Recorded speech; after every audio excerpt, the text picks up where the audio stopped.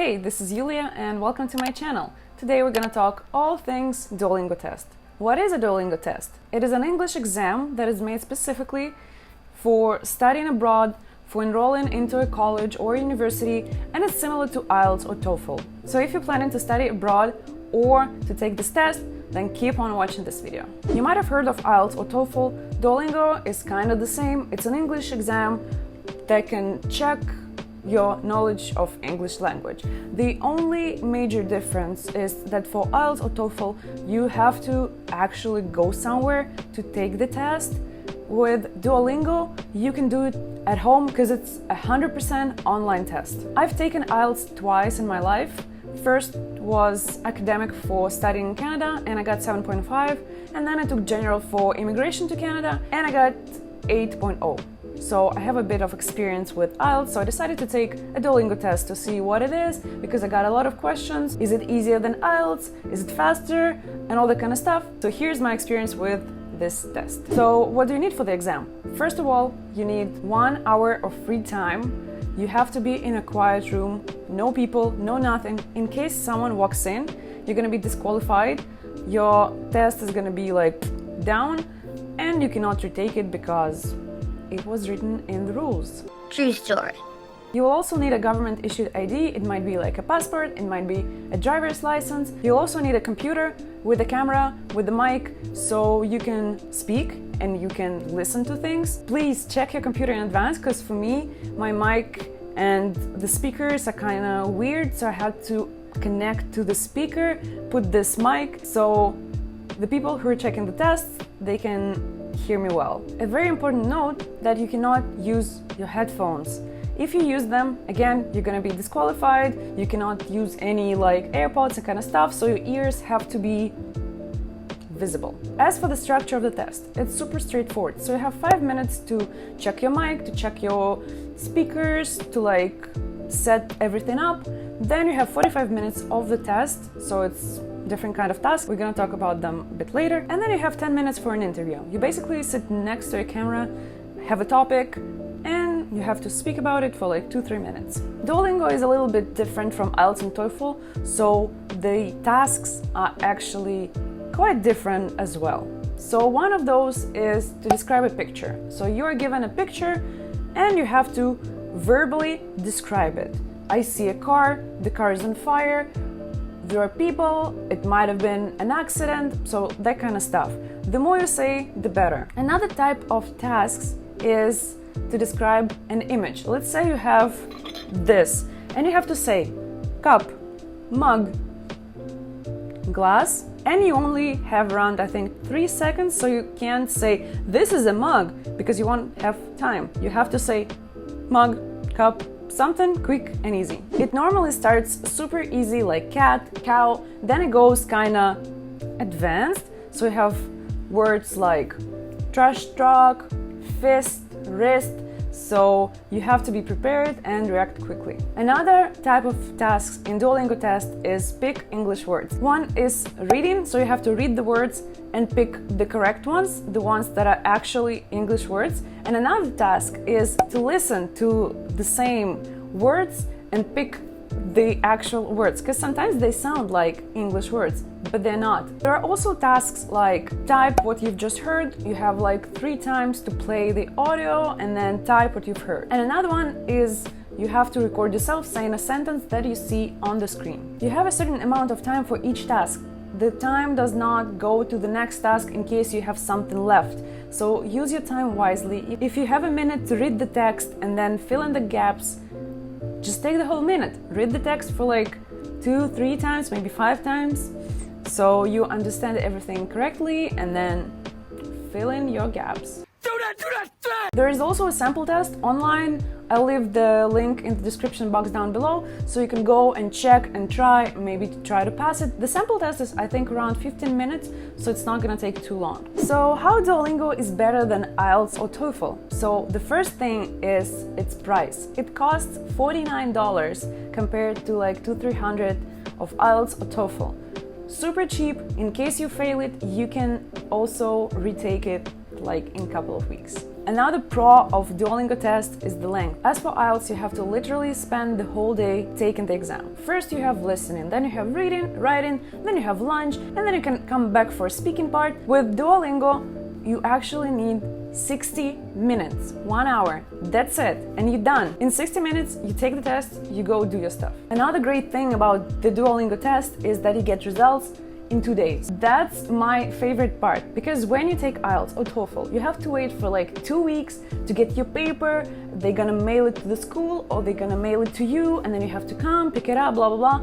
With Duolingo, you literally open your email, your inbox, there is an email saying you got the results. You click the link, done. That's it, no more waiting, no more paper stuff. You have everything in your account, so you can go click the button, send results to college, you're done. It's so simple.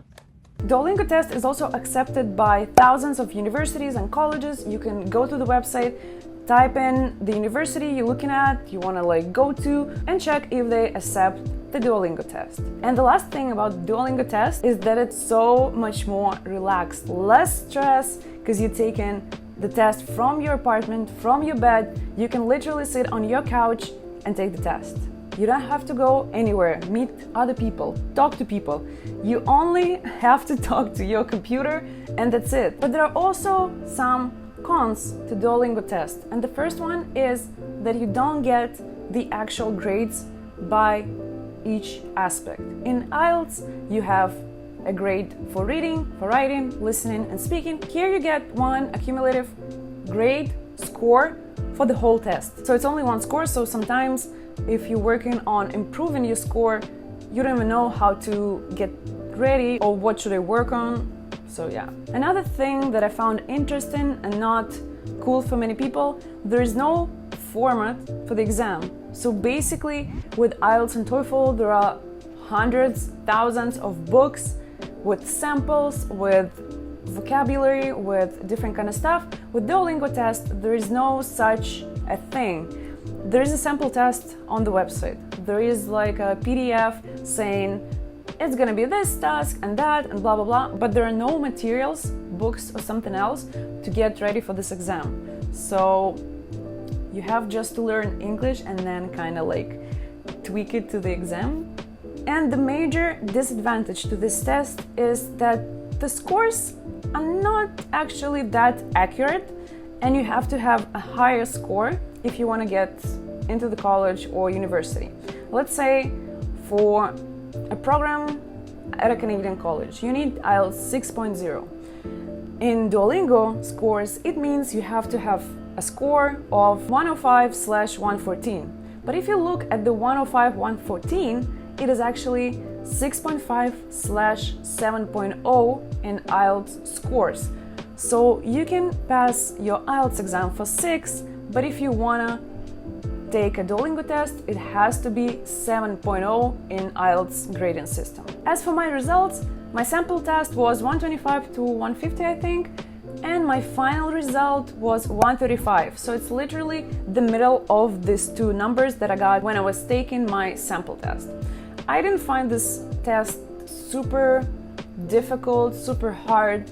I think it was super relaxed, as I've mentioned before, because I was sitting in my bedroom, taking the exam, not seeing any people, just talking to my computer, so it was fine. Some tests I had were weird, like super weird. There was a text about something, I don't remember, and it was saying blah blah blah, triangle. So you have to fill in the gap, triangle.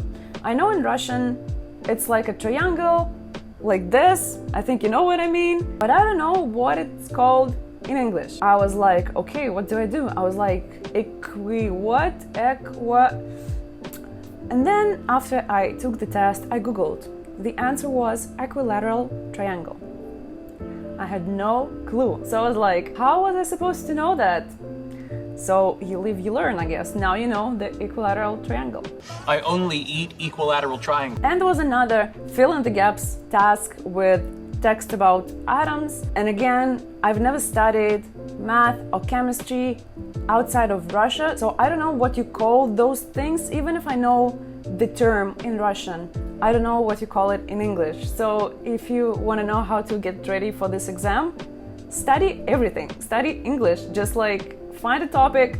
If you're interested in chemistry, study chemistry in English. That's gonna be so helpful for you. So overall, the test was easy, I think. It's not as hard as IELTS, there is no pressure. But again, when you have tasks like describe a picture and your English is at advanced level, you're trying to think of something complicated, but you cannot think of anything. Let's say you have a computer. You can also say a laptop. You can also say a Mac computer, a Mac laptop. But again, you have only 3 seconds, and if they pass, then like you're done. You're gonna have a Mac. That's it. Here are my tips and tricks how to prepare for a Duolingo test. First of all, like I've mentioned before, learn English.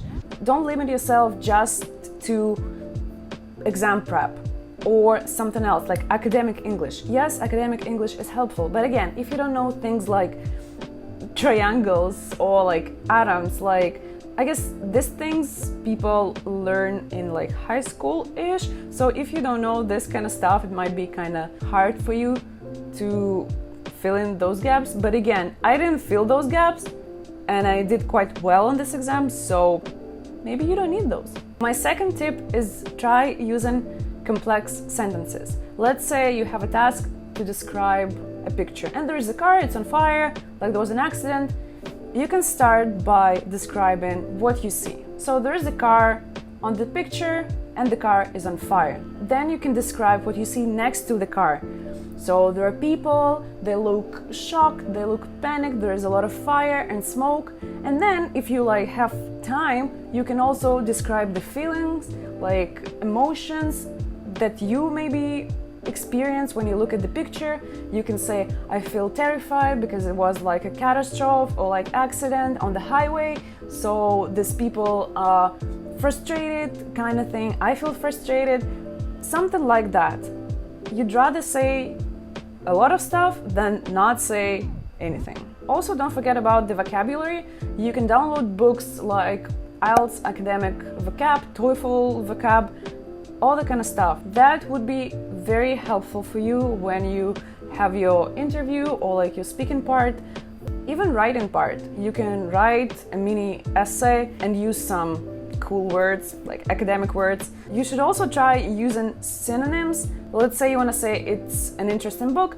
You can say this book is fascinating. Try using stronger words, not just like bad, good, interesting. Try say excellent, brilliant, fascinated, something like that. Try using different words in different types of tasks, in different like essays, interview, so you can show your rich vocabulary. Another very important thing here is to read tasks multiple times. Sometimes you have this text with fill in the gaps. At first, when you start reading the text, you'll be like, what? I don't understand. And then maybe in the text, there's gonna be an answer. For me, I had this text about like people drinking in the bar, and it was like W and 4 gaps. And I'm like, what is within with something? And then this within or whatsoever, we're drinking wine and men were drinking beer. And I was like, oh, this is women, because women drink wine, men drink beer. It all makes sense. And then in the text, it was actually something about women, and I was like, damn. Good job! Also, don't forget about the endings of the words. In this example that I've just gave you, you can look at W with 4 gaps and then the verb. It either can be go or goes. If you see go, then you know it's gonna be women. If you see goes, you know it's gonna be a woman. So also articles, don't forget about articles, because they play a big role and they can also help you understanding what's written in the text. And the last tip, don't stress out. I know exams are hard, especially preparing for them. Just try to relax, maybe get a good sleep beforehand, and just take the exam, even if you don't know something. I got a topic for my interview about fossil fuel energy. The question was, what do we do if we stop using fossil fuel energy? And I didn't know anything about that. So I was like, okay, we have solar power, we can use the solar panels, something like that. We have also water power, like the water energy. So even if you don't know anything about the topic, you can always say something related to this topic. Again, it's better to say something than not say anything at all. I hope this video was helpful. If so, please give me a thumbs up and I'll see you in the next video. Bye!